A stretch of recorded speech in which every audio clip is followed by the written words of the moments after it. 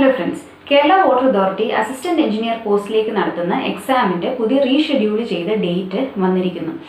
ഈ ഒരു എക്സാമിനെ കുറിച്ചും ഇതിന്റെ ഈ അപ്ഡേറ്റഡ് സിലബസിനെ കുറിച്ചുമാണ് നമ്മൾ ഈ ഒരു വീഡിയോയിൽ ഡിസ്കസ് ചെയ്യാൻ ഉദ്ദേശിക്കുന്നത്.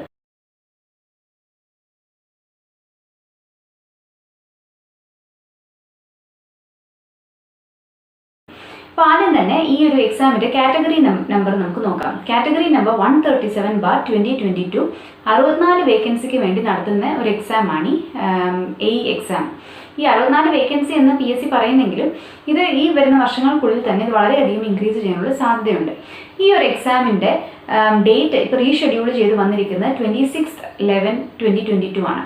ഇനി നമ്പർ ഓഫ് കാൻഡിഡേറ്റ്സ് ഇപ്പോൾ കൺഫർമേഷൻ കൊടുത്തതിന് ശേഷം നമ്പർ ഓഫ് കാൻഡിഡേറ്റ്സ് ഇപ്പോൾ PSC പബ്ലിഷ് ചെയ്തിരിക്കുന്നത് 40,181 ആണ്. ഇനി സ്കെയിൽ ഓഫ് പേ ഈ ഒരു പോസ്റ്റിലേക്ക് വരുന്ന സ്കെയിൽ ഓഫ് പേ എന്ന് പറയുന്നത് 40,800 തൊട്ട് 85,000 വരെയാണ്. ഇനി ബേസിക് ക്വാളിഫിക്കേഷൻ ഈ ഒരു എക്സാമിന് വേണ്ടി അപ്ലൈ ചെയ്യാൻ ആയിട്ട് PSC പറഞ്ഞിരുന്നത് BTech in civil, mechanical or chemical engineering ആണ്. ഈ 3 ബ്രാഞ്ചുകളിലുള്ളവർക്കും ഈ ഒരു എക്സാമിന് ഈ ഒരു പോസ്റ്റിന് വേണ്ടി അപ്ലൈ ചെയ്യായിരുന്നു. ഇനി ആദ്യം ഇനീഷ്യലി PSC ഒരു സിലബസ് ഈ ഒരു എക്സാമിന് വേണ്ടി പബ്ലിഷ് ചെയ്തിരുന്നു. അതിൽ സിവിൽ എഞ്ചിനീയറിംഗിന് കൂടുതൽ വെയിറ്റേജ് കൊടുത്ത് മെക്കാനിക്കലിനും കെമിക്കൽ എഞ്ചിനീയറിംഗിനും വെയിറ്റേജ് കുറവായിരുന്നു. എന്നാൽ ഇപ്പോൾ ഈ സിലബസും പുതിയ അപ്ഡേറ്റഡ് സിലബസും പബ്ലിഷ് ചെയ്തിട്ടുണ്ട്. ഈ പുതിയ സിലബസ് പ്രകാരം സിവിൽ, മെക്കാനിക്കൽ ആൻഡ് കെമിക്കൽ എഞ്ചിനീയറിംഗിനും ഈക്വൽ വെയിറ്റേജ് ആയിട്ട് 25 മാർക്ക് വീതമാണ് ഓരോ ബ്രാഞ്ചിനും പറഞ്ഞിരിക്കുന്നത്. ഇത് കൂടാതെ പഴയ സിലബസിൽ നിന്നൊരു വ്യത്യാസം എന്ന് പറയുന്നത് പാർട്ട് 4 ഒരു ജോബ് റിലേറ്റഡ് ടോപ്പിക്സ് എന്ന് പറഞ്ഞൊരു പ്രത്യേകം പോർഷൻ പ്രൊവൈഡ് ചെയ്തിട്ടുണ്ട്. ഈ ജോബ് റിലേറ്റഡ് ടോപ്പിക്സിലും അഡീഷണൽ ആയിട്ട് 25 മാർക്ക് സ്പെസിഫൈ ചെയ്യുന്നുണ്ട്. അപ്പോൾ നമുക്ക് ഈ സിലബസിൽ പഴയ സിലബസിനെ വെച്ച് നോക്കുമ്പോൾ എന്തൊക്കെയാണ് വ്യത്യാസങ്ങൾ വന്നിരിക്കുന്നത്, എവിടെയാണ് കൂടുതൽ ഫോക്കസ് ചെയ്യേണ്ടത് എന്നൊക്കെ നമുക്കൊന്ന് നോക്കാം.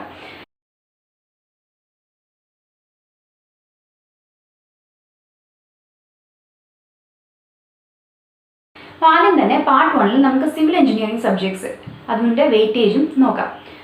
ആദ്യം types of solids and structural analysis ആണ് പറഞ്ഞിരിക്കുന്നത്. അപ്പോൾ ആദ്യം പബ്ലിഷ് ചെയ്ത സിലബസ് വെച്ച് നോക്കുവാണെങ്കിൽ ഈ സിലബസിലെ പോർഷൻ ടോപ്പിക്സിലെ വ്യത്യാസമൊന്നും വന്നിട്ടില്ല. അതായത് സബ് ടോപ്പിക്സ് പ്രൊവൈഡ് ചെയ്തിരിക്കുന്നു ഓരോ സബ്ജക്റ്റിലേതും. ഇതിന് നേരത്തെ സ്പെസിഫൈ ചെയ്ത മാർക്സിൽ നിന്നും കട്ട് ഷോർട്ട് ചെയ്ത് 4 മാർക്സ് ആയിട്ട് ഇപ്പോൾ കുറച്ചിട്ടുണ്ട്.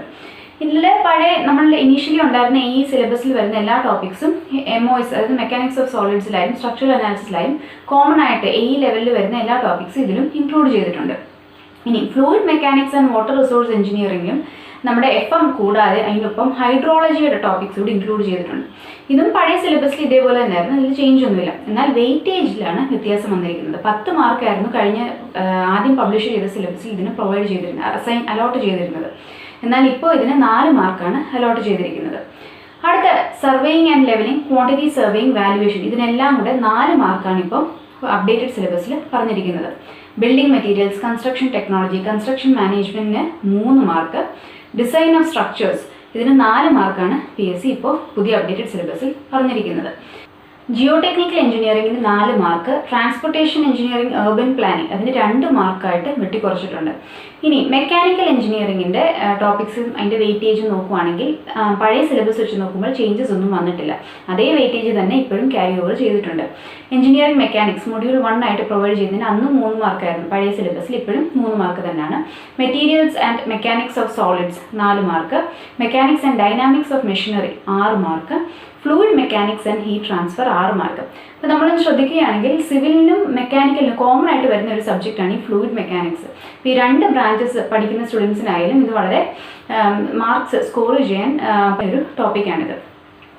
മൊഡ്യൂൾ 5 ലാസ്റ്റ് മൊഡ്യൂളിൽ industrial and production engineering 6 mark. ഇനി നമുക്ക് കെമിക്കൽ എഞ്ചിനീയറിംഗിൻ്റെ ടോപ്പിക്സ് നോക്കാം.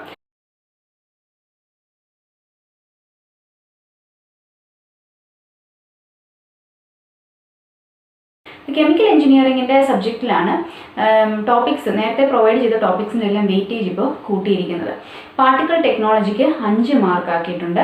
പിന്നീട് സ്റ്റോഷിയോമെട്രി 3 മാർക്ക് എന്ന് പറഞ്ഞിട്ടുണ്ട്. ഇപ്പോൾ കഴിഞ്ഞ സിലബസിൽ സ്റ്റോഷിയോമെട്രി, ഇൻസ്ട്രുമെൻറ്റേഷൻ ഇവയെല്ലാം ഒറ്റ മൊഡ്യൂളായിട്ടായിരുന്നു പ്രൊവൈഡ് ചെയ്തിരുന്നത്. അന്ന് 6 മാർക്ക് ആയിരുന്നു ഈ 3 ടോപ്പിക്സിനോട് ഒരുമിച്ച് വന്നിരുന്നത്. പക്ഷേ ഇപ്പോൾ അത് സെപ്പറേറ്റ് മൊഡ്യൂൾസും ആക്കി ഓരോന്നിനും വെയിറ്റേജ് കൂട്ടിയിട്ടുമുണ്ട്. ഇപ്പോൾ സ്റ്റോഷിയോമെട്രിക്ക് മാത്രം 3 മാർക്ക്, ഇൻസ്ട്രുമെൻറ്റേഷന് 3 മാർക്ക്, പ്രോസസ് കൺട്രോളിന് 3 മാർക്ക്.